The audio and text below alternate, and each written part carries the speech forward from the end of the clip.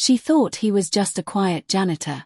Every day he swept the floors with his head down, never saying a word. No one paid him any mind, except Ava. She was the kind of girl who saw things others didn't. So when she gave him a few coins from her late father's coin jar, she only meant to be kind. But 3 hours later, the school was surrounded by black SUVs, teachers were missing, and Ava's name was whispered in government radios. What secret did her simple act unlock, and who was the man she trusted with it? In the crowded hallways of Oakbridge High, where lockers slammed and teenage chatter filled the air, no one noticed the man who moved through it like a ghost. Mr. Henry, the school janitor, had been working there for years. Tall, pale, and always silent, he swept floors, scrubbed bathroom tiles, and emptied trash cans without drawing a single glance. His face was neither friendly nor threatening. He was just there. The kind of person people forgot even existed. But Ava didn't forget. Ava Price was a 16-year-old with an old soul. Her father had died the year before, and since then, she had started noticing people no one else did. Maybe it was grief. Maybe it was her way of staying connected to the world. But when Ava passed Mr. Henry each morning, she didn't see a ghost. She saw a man hiding in plain sight. That day started like any other. Rain slapped against the windows, the school bell rang late, and students poured in half asleep. Ava had missed breakfast. Her mom was working the night shift again, and she barely made it to school with a granola bar in her pocket. As she walked past the janitor's closet, she saw Mr. Henry again, crouched beside a mop bucket, trying to fix a broken wheel. Something in his posture looked different. Tired, maybe in pain. She stopped, pulled out her pocket and found 3 old coins she had brought to school for no reason. Her dad's coins. She had taken them from the dusty jar on the kitchen shelf that morning because they made her feel closer to him. She looked at them, hesitated, and then walked over to Mr. Henry. "I don't know why, but I feel like you should have these," she said softly. He looked up, surprised. His eyes locked on the coins in her hand, and for the first time, she saw emotion on his face. Not gratitude. Not confusion. Something darker. Something deep. He took them slowly, one by one, not saying a word. His gloved fingers trembled as they touched the metal. Ava waited, thinking maybe he'd thank her or laugh or say anything. But he just nodded once. A slow, deliberate nod. Then he stood, turned, and disappeared into the janitor's office without another word. Ava walked away, feeling strange. Not scared. Not yet. Just unsettled. Like something had shifted. She didn't know that those coins weren't ordinary. She didn't know they were never meant to be found again. By lunchtime, Mr. Henry was gone. By 5th period, the intercom glitched 3 times and cut out. And by the time school let out, 3 unmarked black SUVs were parked across the street. The school dismissed as usual, with students pouring out into the rain, umbrellas bobbing like jellyfish across the parking lot. Ava stayed back for a club meeting, her mind still stuck on the strange moment with Mr. Henry. Something about the way he looked at those coins kept repeating in her head. It wasn't a simple look. It was like recognition mixed with dread. The coins hadn't meant anything to her, just old things her dad used to keep in a jar beside his favorite chair. But to Mr. Henry, they meant something. Something big. As she left the classroom, she noticed something odd. The janitor's closet was open, which it never was after hours. Mr. Henry was always careful about keeping it locked. Inside, the mop bucket still sat tilted on its broken wheel, but everything else was gone. The shelves were empty. The bag of cleaning rags, the extra uniforms, even his thermos, gone. It was like he had vanished without a trace. Like he had never existed. Ava stood in the doorway for a moment, unsure what to do. Then, curiosity tugging at her feet, she stepped inside. She only meant to look around. Just a glance. But on the shelf, barely visible behind a stack of bleach bottles, was something small and black. A phone. Not a smartphone. Something older, bulkier, with a cracked screen and no label. It was turned off, but she slipped it into her backpack without thinking. Maybe she would turn it in to the office tomorrow. Maybe not. As she walked down the hall, the silence pressed on her ears. Something felt off. She passed by the front office and noticed that the blinds were shut. The receptionist's desk was empty. Lights were off. It was barely 4 o'clock. Ava's heart began to thump harder. She moved quicker now, her shoes squeaking on the waxed floor. At home, her mom was still sleeping from the night shift, so Ava went straight to her room and locked the door. She took the old phone out of her bag and examined it closer. It was heavy, military style, with a long crack through the screen. It had no logo, no charger port she recognized, no way to open the back. She pressed the only button on the front and the screen flickered once. Nothing happened. Then, a few minutes later, it vibrated. A symbol appeared. A strange shape, like a compass surrounded by a triangle. The screen flashed red, then black, then red again. Then the phone powered off on its own. Ava stared at it, heart racing. She didn't know it, but across town, something had just activated. In a government building hidden beneath an abandoned train station, an alert sounded on an old terminal. A map lit up with a single blinking dot, Oak Bridge High. A man in a dark suit stepped forward and stared at the screen. "The protocol has been triggered," he said into a phone. "He's been found." Back in Ava's room, she was digging through her dad's things, trying to remember where those coins came from. They weren't regular coins. One of them had no date on it. Another had a tiny emblem in the center she had never noticed before. It looked like the same symbol that flashed on the phone. She suddenly remembered a moment from years ago, her dad warning her never to touch that jar. He had called them his old sins, joking at the time, but now that memory chilled her to the bone. Meanwhile, in the dark corner of a storage unit across town, Mr. Henry, whose real name was not Henry at all, sat hunched over a small screen showing a live feed of the school hallways. His face was tight with worry. He had known this day might come. He just didn't expect it to start with a teenage girl handing him something she never should have touched. The coins were part of an emergency trigger system, a long-buried project meant to be forgotten. 3 of them, together, sent a signal to anyone who knew what to look for. And someone had seen it. As he packed a duffel bag with tools, burner phones, and a folded map, he glanced one more time at the grainy image of Ava walking down the hallway. She had no idea the kind of fire she had just walked into. And now he had to decide, stay hidden and let her be taken, or break his silence and protect her from what was coming.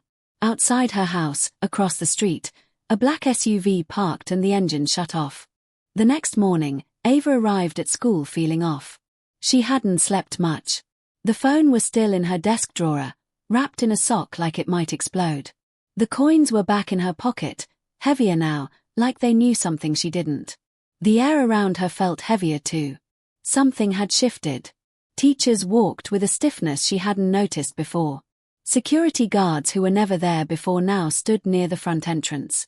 The receptionist, who usually smiled and greeted her, didn't even look up. The halls were quiet in a strange way. Like everyone had agreed to whisper without saying why. Ava passed her locker and noticed it had been slightly cracked open. She always made sure it was locked tight. Inside, everything seemed untouched, except for the little paper flower her best friend had made her. It was gone.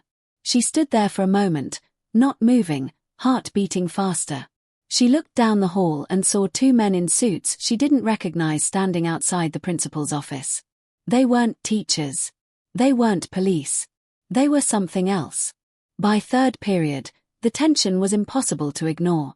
Mr. Hill, her English teacher, was pulled out of class by a woman in a grey coat who whispered something into his ear. He never came back. Another teacher took over 10 minutes later without explanation. Students started texting each other, asking what was going on. The school Wi-Fi was suddenly down. No one could get on Instagram. No one could message their friends. It was like the school had been cut off from the outside world. At lunch, Ava sat alone. Her friends had gone home sick, or so they said. She tried to eat, but the food tasted like cardboard. Then she saw him. The same man who stood outside the principal's office that morning was now sitting across the cafeteria, pretending to read a newspaper. No one reads newspapers anymore. Not teenagers. Not agents pretending to be school staff. She turned away, trying to breathe slowly. When she got up to throw away her tray, she spotted something that made her blood go cold.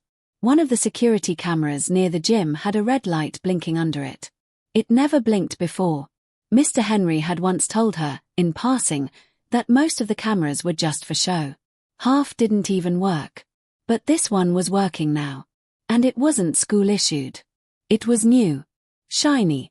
She didn't recognize the logo printed on the side, but it wasn't from the school district. After school, Ava stayed behind again. She told the librarian she had to do research for a project, but that was a lie. She needed to think. To figure out what was happening. She slipped into the back stairwell and climbed to the 3rd floor where the old drama room was. It hadn't been used in years. It was dusty and silent. She sat down, pulled out the phone, and tried to turn it on again. Nothing. Dead. Then she heard something. A soft static noise. Not from the phone, but from the vent behind her. She got on her knees and pressed her ear to it. Voices. Faint, but real. One male, one female. They were talking fast. Words like extraction, subject, signal, and compromised filtered through. She couldn't catch everything, but one thing stood out: female student possibly connected to the drop. Her stomach dropped. They were talking about her. She backed away from the vent, her hands shaking. How could this be happening? What did they want from her? Why were they treating her like some kind of threat? She hadn't done anything except give some old coins to a janitor. That's all it was. Just a small act of kindness. As she left the room, she caught a glimpse of herself in the dusty mirror propped against the wall. Her face looked different. Older. Worn. She didn't feel like a normal student anymore. She felt watched. Hunted.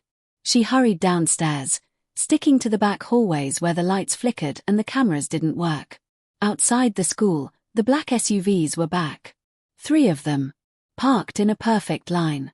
No logos, no plates, just dark windows and tinted glass.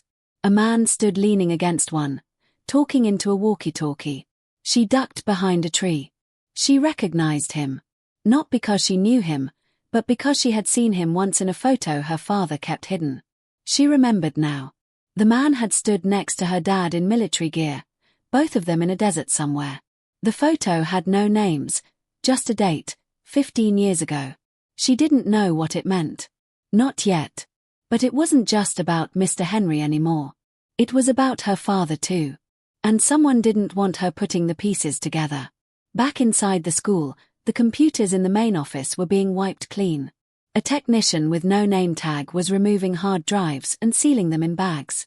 Teachers weren't asking questions. They were told to stay silent. Lock their doors.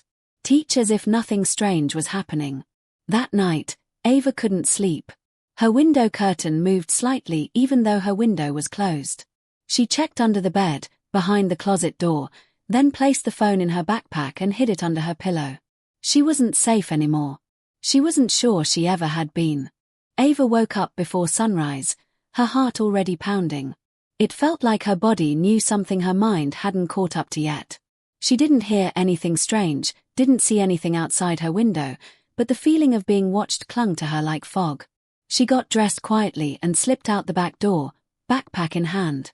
She didn't have a plan, only the need to move, to get ahead of whatever was closing in. Her feet took her toward the school, though she didn't know why. Maybe she thought Mr. Henry would be there. Maybe she thought she'd find a clue to make all this make sense. The school parking lot was empty, but a single yellow maintenance light glowed near the gym entrance. That door was never open this early. She crept closer, trying to stay hidden. As she reached the side wall, she caught movement out of the corner of her eye.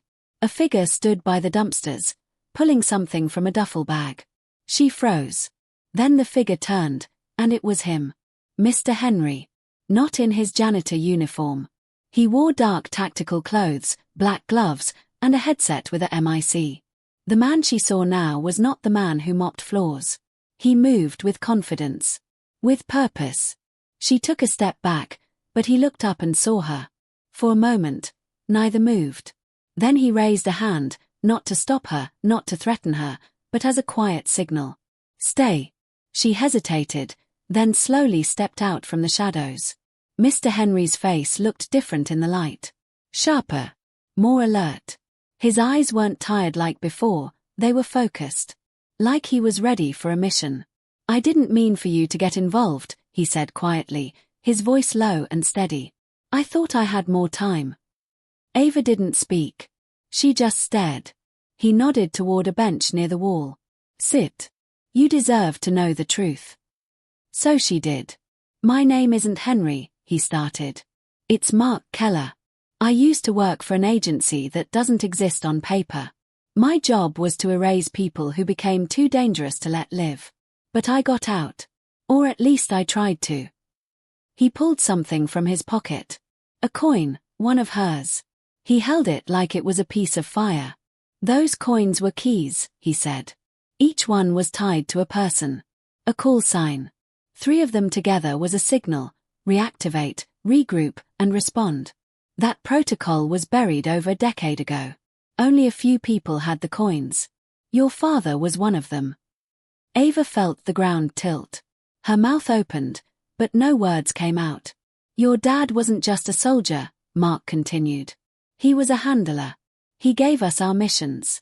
He was the one who helped me disappear after I walked away. I didn't know he kept the coins. He wasn't supposed to." Ava shook her head. "He never told me. He just said they were from his past." "They were," Mark said. "A past he tried to bury. But now, someone's dug it up." He stood, pacing now, checking the shadows. "When you gave me the coins, it triggered the last signal in the system. Someone somewhere saw it. And now they think I've gone active again. Which means I'm a target. And now, so are you." Ava's hands gripped the edge of the bench. She didn't want to believe any of this. But the suits, the SUVs, the wiped computers, it all lined up. It all pointed to something bigger than a school or a janitor or a handful of coins. "There are people out there who want this program buried forever," Mark said. "If they think you have information, they won't just scare you. They'll take you. They'll make you disappear." Ava looked up. "Then why are you here?" He hesitated, then finally said, "Because I owe your father. And because you did something no one else ever did. You saw me. You looked at me and treated me like I mattered. You didn't know what the coins meant, but you gave them to me like a gift. Like a reminder that I still exist. I couldn't walk away after that." A long silence followed. Then Ava asked the question that had been burning in her chest since yesterday. "Why did my dad leave the program? Why didn't he tell me any of this?" Mark took a deep breath. "Because he knew the cost. He knew it would follow you. He tried to save you from it." He opened his duffel and pulled out a small device. A signal jammer. Then another, an encrypted walkie-talkie. He handed it to her. "If we stay here, they'll come. Probably in the next hour. You have a choice. You can go home, forget all this. Hope they don't think you're worth the trouble. Or you can come with me. Learn the truth about your dad. About the program. About what's really happening." She looked at the walkie in her hands. Her fingers trembled. "Why me?" she whispered. "Because the moment you gave me those coins, you stepped into a story that was never supposed to be reopened," Mark said. "And now, you're the only one left who might be able to finish it." Before she could answer, a voice crackled through Mark's headset. He went stiff, listening. "They're here," he said. She stood slowly, her choice already made. The front gates of Oakbridge High were locked by the time the first SUV rolled up. The second came less than a minute later. Then the third.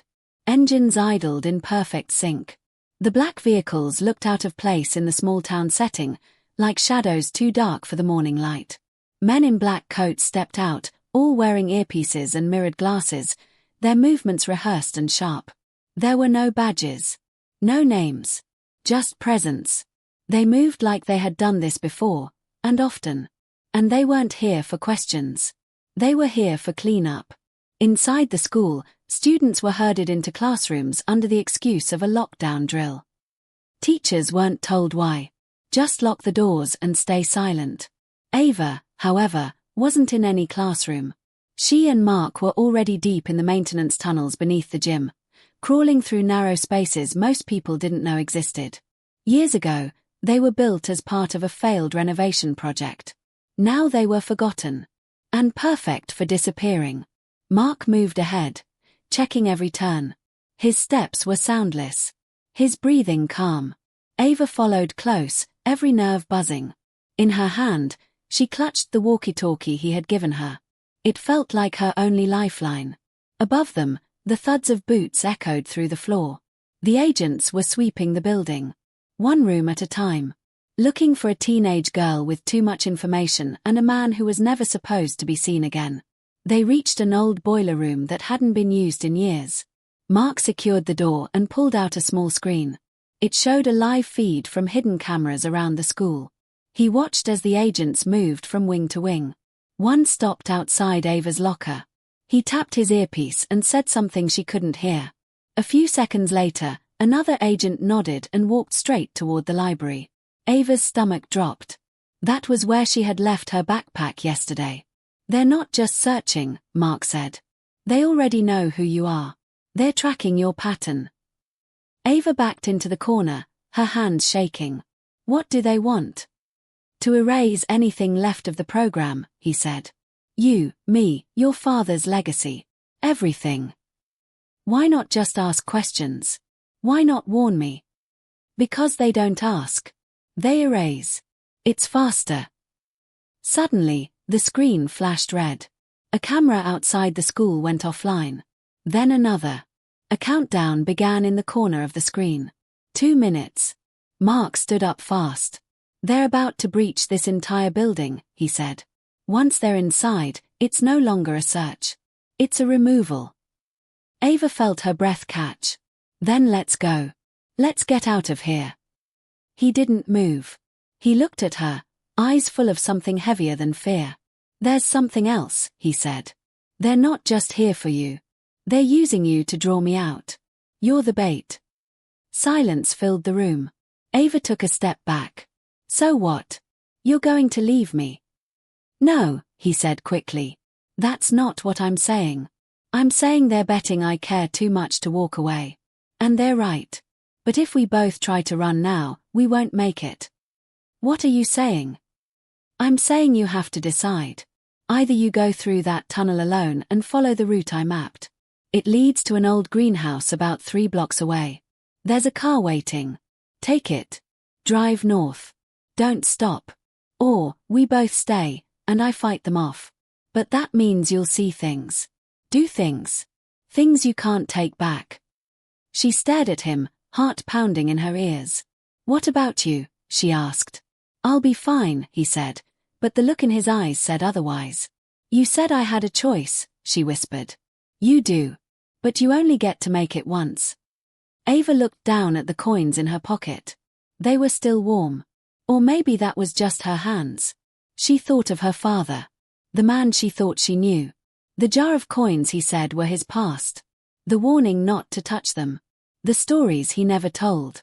And now, here she was. Standing in the middle of a world that shouldn't exist, choosing whether to run from it or step straight into it. The screen beeped again. 1 minute left. She met Mark's eyes. I'm not leaving. He didn't argue. He just nodded. Then stay close. Outside the boiler room, the metal door at the end of the hallway shuddered as it was kicked in. Inside, Ava felt something inside her shift. She was no longer the quiet girl in the back of the class. She was something else now. She didn't know what yet, but she felt it rising. This wasn't just survival anymore. It was something bigger. Something her father might have been proud of. Mark handed her a second earpiece. Whatever happens next, follow my lead. Above them, the hallway filled with the sound of boots and weapons clicking into place. The clock hit 0. The first flashbang rattled the ceiling. The lights flickered. Dust rained down from the vents as the agents moved in like shadows with guns. Ava stayed low behind the boiler while Mark pressed his hand to the wall, revealing a hidden panel. It opened with a soft click, and behind it was a narrow shaft that led deeper underground. Go, he told her. She hesitated for half a second before ducking in. He followed, sealing the door behind them. From above, the boots stormed in, but they were already gone. The agents moved fast, clearing the room in seconds. But it was too late. Ava and Mark had vanished. They crawled through the shaft in silence. The sound of chaos faded behind them. What waited ahead was quieter, colder. The tunnel opened up into an old underground supply room filled with old desks, broken filing cabinets, and cobwebs so thick they looked like curtains. Mark used a crowbar to lift a floor tile, revealing a ladder that dropped into an old bomb shelter. It wasn't on any map. It was a remnant from a time when people feared missiles more than secrets. They climbed down into the dark. In the bomb shelter, Mark lit a lantern. The glow lit up Ava's face. She looked pale but focused. He handed her a water bottle and gave her a quick nod. "You did good," he said. She didn't answer. She didn't know what good meant anymore.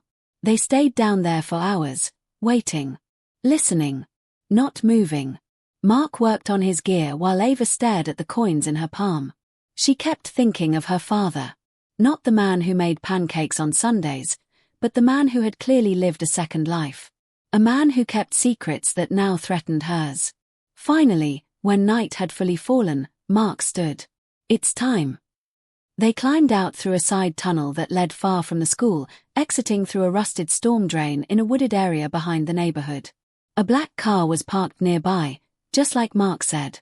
It wasn't fancy, just a beat-up sedan with a full tank of gas and fake plates. Mark opened the trunk and handed Ava a backpack filled with supplies, clothes, cash, maps, and a second phone. He tossed his gear in the back seat and started the engine. As they drove away from Oakbridge, Ava looked back at the glowing lights of the school.